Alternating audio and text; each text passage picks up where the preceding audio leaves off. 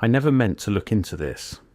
It started with a simple genealogy project, the kind millions of people do every year, tracing family trees, searching old records, finding ancestors. Normal stuff. But somewhere between the census data and the immigration papers, I found something that didn't fit. A pattern. Not in one family line, but in dozens, hundreds maybe. And the deeper I looked, the less sense any of it made. Names changed, not gradually, not through marriage or natural linguistic drift, but suddenly, completely. Within a single generation, sometimes within a single year, entire family identities were rewritten. The official explanation? Immigration, assimilation, clerical errors. But what if it wasn't that simple? What if these weren't random changes at all, but coordinated erasures, deliberate acts designed to sever entire populations from a heritage they were never supposed to remember? Let me show you what I found. In the United States, between roughly 1880 and 1920, immigration records show something peculiar. Families arriving from Eastern Europe, Central Asia, and parts of Russia came with one set of names, complex surnames with unusual suffixes, linguistic structures that didn't match the regions they claimed to be from. Then within months, sometimes within weeks of processing through Ellis Island or other ports of entry, those names changed, not shortened, not anglicized in the typical way we understand it. Replaced. A man named Tartakov becomes Thompson. A woman named Tartarescu becomes Taylor. Children with the surname Tartarian are registered in school records as Turner, Travis, or Thomas. And this happens not to one family, but to thousands, across multiple entry points, across decades. The official narrative tells us this was voluntary, that immigrants chose to adopt new names to fit in, to avoid discrimination, to start fresh in a new world. And sure, that happened. Plenty of documentation supports it. But this was different, because the pattern repeats with unsettling precision. For those unfamiliar with the Tartarian theory, here's the foundation. Researchers claim there was an advanced civilization, call it Tartaria, call it the Old World, that existed until relatively recently. We're not talking ancient history, we're talking the 1800s. This civilization supposedly left behind architectural evidence that official history struggles to explain. Elaborate structures, consistent design principles, advanced engineering, and they appear everywhere. San Francisco, St. Petersburg, Melbourne, Buenos Aires, Kolkata. Buildings that share the same architectural language, the same level of sophistication, the same curious detail. First floors buried underground, windows half submerged as if some catastrophic event, a mud flood, covered the original ground levels. The mainstream explanation? Different architects, different eras, convergent design trends. But here's what made me connect the architecture to the name changes, the timing.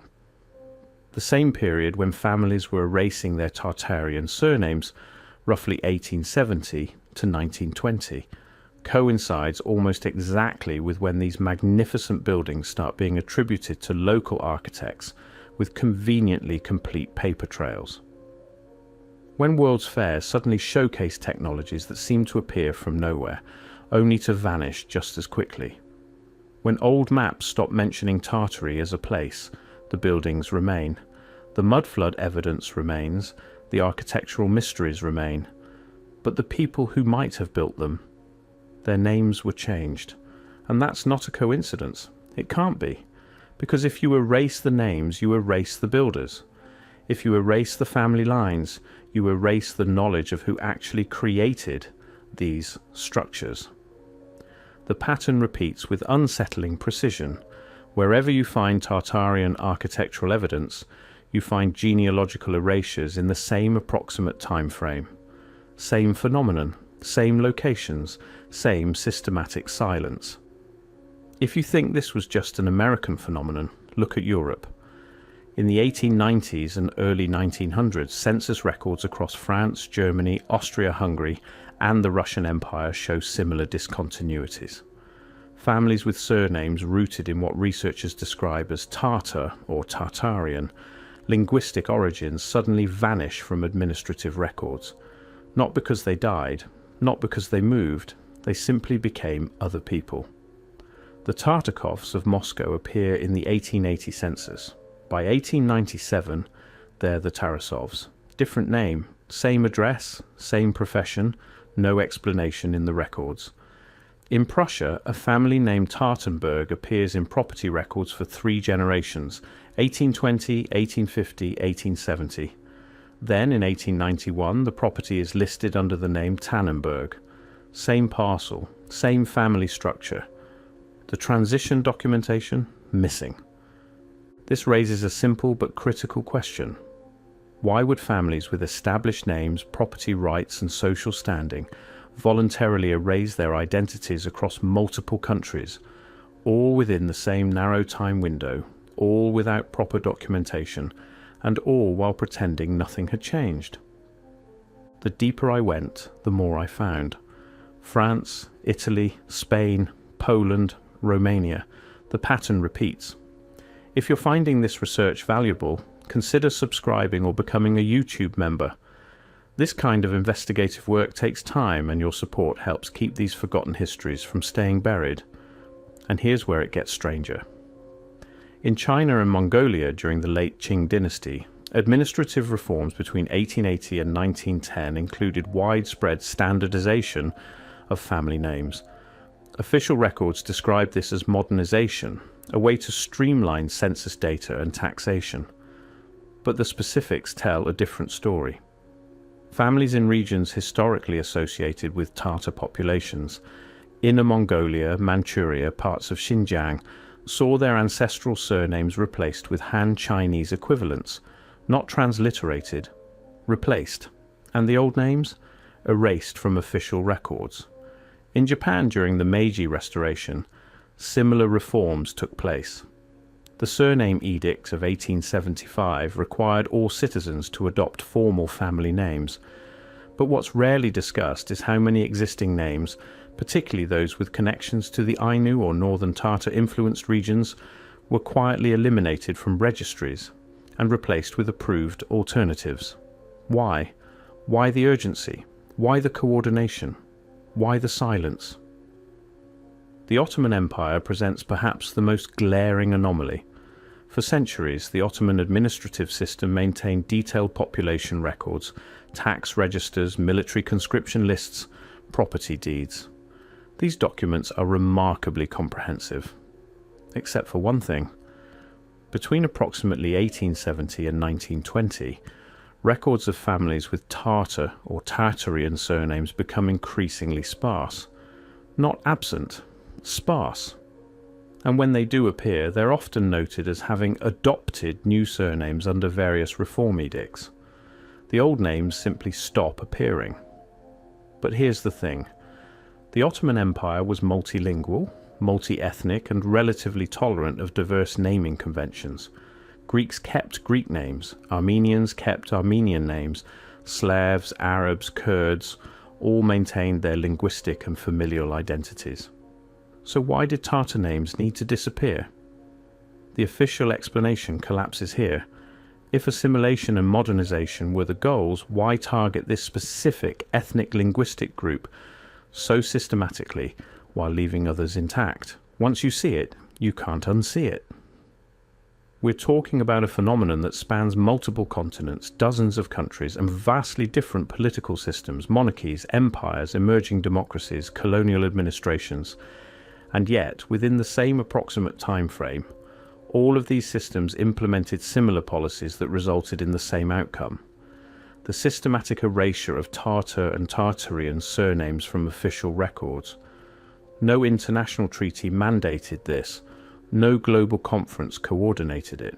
No single power controlled all these territories simultaneously. And yet it happened. Everywhere.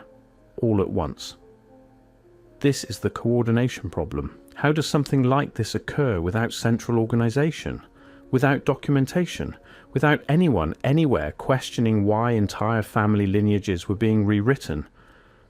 The evidence suggests something much larger than bureaucratic coincidence or organic cultural change. If this research is making you question what we've been told, you're not alone. Leave a comment with your thoughts. I read everyone, and your insights help shape future investigations. Perhaps the most haunting aspect of this entire phenomenon is the silence. When other ethnic groups faced persecution or forced assimilation, there were protests, uprisings, documentation of resistance, letters, diaries, newspaper articles, some record of people saying, "This is wrong, this is happening to us." But for the Tartarian name changes, nothing. No documented resistance, no recorded protests, no family letters saying, "The authorities forced us to change our name." No newspaper articles decrying the erasure of cultural heritage. The silence was deafening. And that silence raises more questions than any answer could resolve. Were people threatened into compliance? Were the changes so normalized, so embedded in bureaucratic routine that no one thought to resist? Or is the documentation simply missing, removed, destroyed, or hidden in archives we haven't accessed? We don't know. And that's where the official narrative becomes impossible to ignore, not because of what it explains, but because of what it refuses to address. If you search for academic studies on this phenomenon, you'll find almost nothing. Not much. Almost nothing. There are papers on immigration and name changes, studies on assimilation, linguistic analyses of surname evolution. All valid, all well researched. But on this specific pattern, the coordinated erasure of Tartar and Tartarian surnames across multiple continents within a specific time window. Silence, a few scattered references, a footnote here, a passing mention there. But no comprehensive study, no historian asking, well, why did this happen? No sociologist examining the scale and coordination, no genealogist mapping the systematic nature of the erasures. It's as if the academic community collectively decided this wasn't worth investigating, or couldn't investigate, or was subtly discouraged from investigating. The deeper I went, the more doors closed. Archival materials suddenly unavailable, records lost in fires, entire genealogical databases with inexplicable gaps in exactly the years and regions where these name changes occurred. Not everywhere, not all the time, but enough. Enough to notice, enough to wonder. Names aren't just labels, they're markers of origin, carriers of history, links to ancestral lands and forgotten peoples. When you change a name, you don't just alter a word, you sever connections.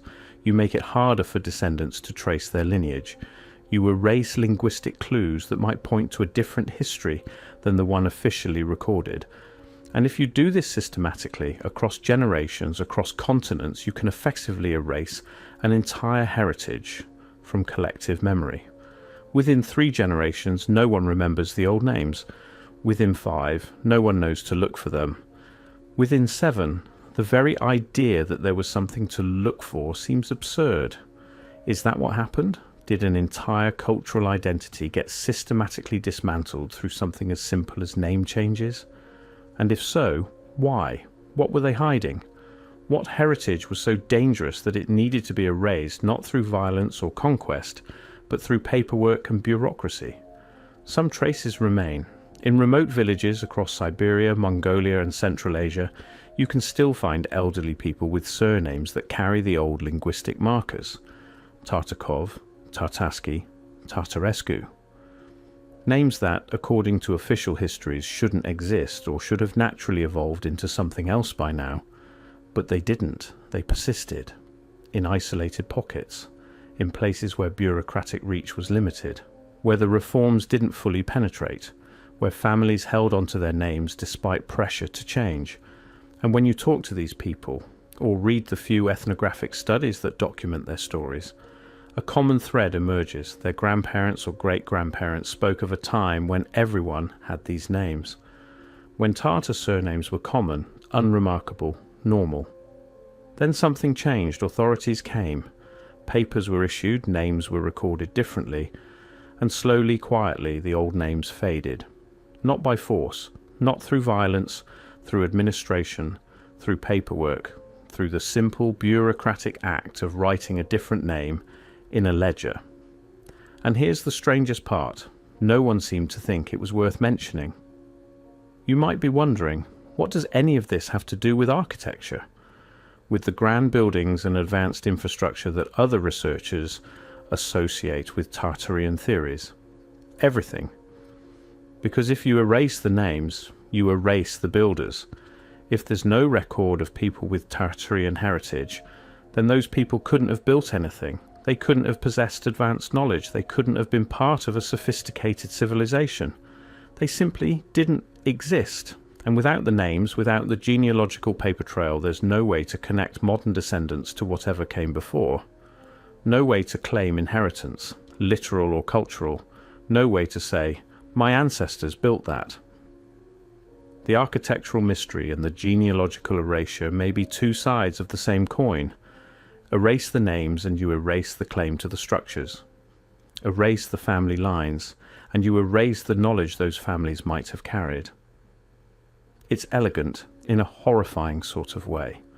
You don't need to destroy buildings, you just need to ensure that no one alive can prove their ancestors built them. The more I researched, the more I realized this wasn't just about names, it was about memory. Cultural memory, ancestral memory, collective memory, all of it systematically severed through a process that, on the surface, looked perfectly reasonable. Immigration, modernization, administrative efficiency. But strip away the justifications and you're left with an uncomfortable reality.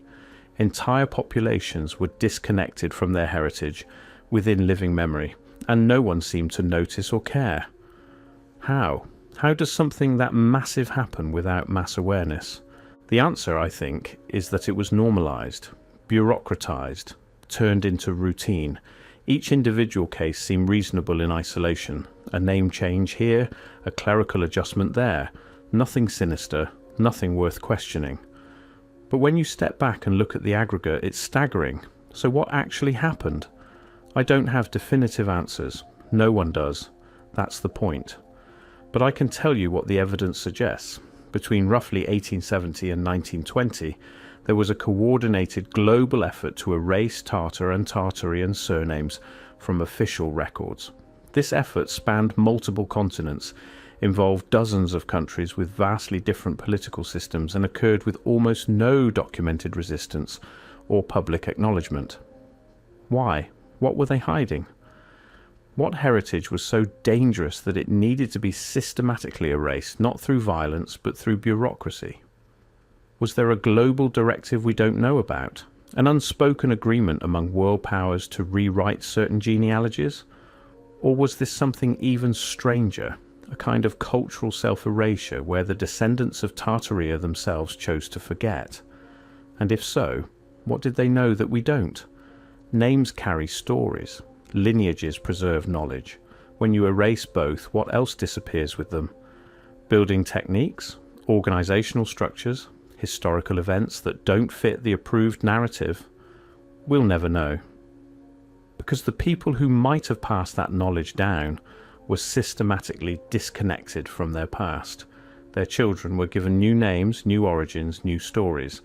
And within a few generations, the old knowledge simply vanished. Not destroyed, forgotten. There's a difference, and that difference haunts me, because somewhere in dusty archives and forgotten documents the truth might still exist. The original names, the family records, the connections between modern populations and whatever came before. But finding it, proving it, that's the challenge, and maybe that's exactly how it was designed to work. I started this investigation looking for ancestors. What I found was a void, a carefully constructed, bureaucratically maintained void where an entire heritage used to be. And I can't stop asking why. Why go to such lengths? Why coordinate such a massive effort across so many countries? Why erase these names and not others? What were they so afraid of us discovering? The official history offers no answers. Only silence, only gaps, only the persistent, maddening refusal to acknowledge that something happened. Something big enough, important enough, threatening enough that it required a global effort to erase, and that's what keeps me digging. Not because I have answers, but because the questions won't let me go. Because once you see the pattern, once you notice the coordinated erasures and the impossible coincidences and the deafening silence. You can't unsee it, and you can't stop wondering what we lost when they changed the names.